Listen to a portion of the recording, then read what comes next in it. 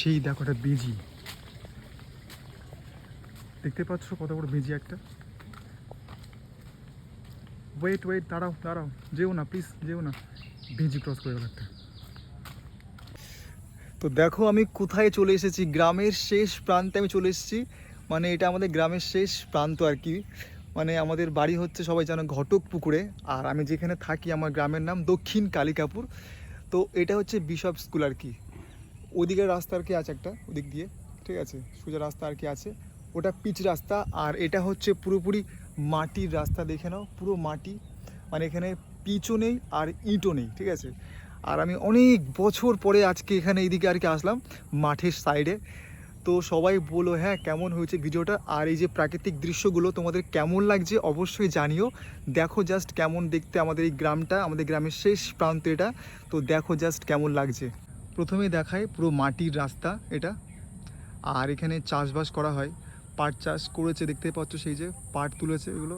এবার এগুলোকে আবার মানে জলে ভিজিয়ে রাখবে কয়েক সপ্তাহ বা কয়েক, হয়তো এক মাস, আমার ঠিক জানা নেই আর কি। আর এটা হচ্ছে মানে চাষবাস করে এখানে মানুষ, মাটির মানুষ এখানে সব মানে চাষবাস করে। আর সেই স্কুল মানে বিশপ স্কুল আছে। আর চলো যাওয়া যাক এবারে।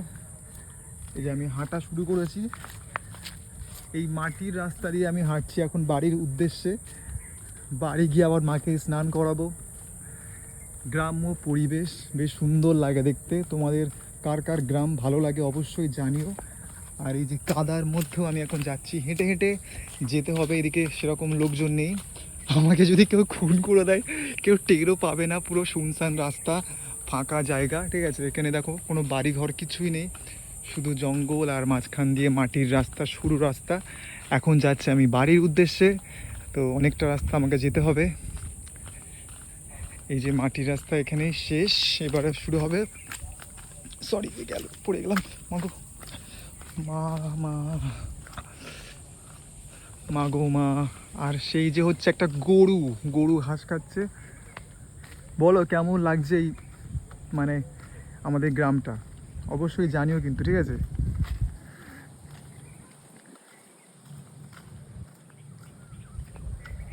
আর আজকে মেঘলা আকাশ করে আছে হালকা। আমি এখন যাচ্ছি বাড়িতে। সেই দেখো একটা বেজি, দেখতে পাচ্ছ কত বড় বেজি একটা। ওয়েট ওয়েট, দাঁড়াও দাঁড়াও, যেও না প্লিজ, যেও না, বেজি ক্রস করে গেল একটা। হাঁটতে হাঁটতে প্রায় চলে এসছে আমাদের বাড়ির সাইডে। আর এটা হচ্ছে তোমার একটা মানে পাট চাষ করেছে, দেখে নাও কত সুন্দর একটা পরিবেশ আমাদের গ্রামটা। চারিদিকে পুরো মাঠ ঘাট ভর্তি, দারুণ লাগে দেখতে।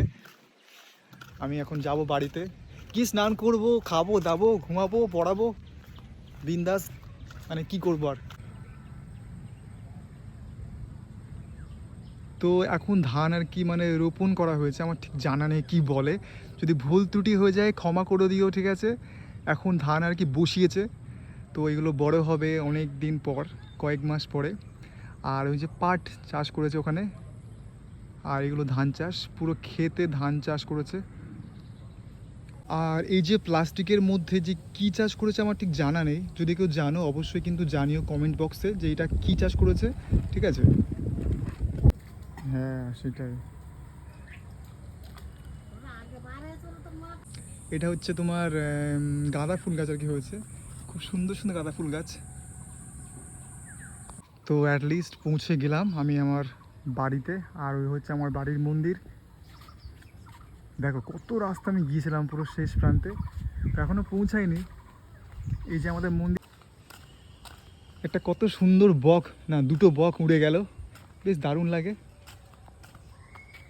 সেই যে বসে পড়লো। আর এই যে সেদিনকে আমি এখানে ভিডিও করছিলাম, এই যে সেই মাঠ, ছোটাছুটি ডান্স ভিডিও আর কি, এই যে এখানে।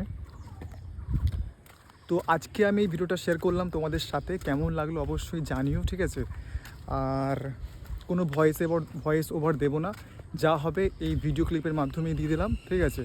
যদি খারাপ লাগে কমেন্ট করতে হবে না, বলো কমেন্টের মাধ্যমে যে ভালো বা খারাপ হয়েছে। তো সবাই ভালো থেকো, টাটা সবাইকে, গুড আফটারনুন।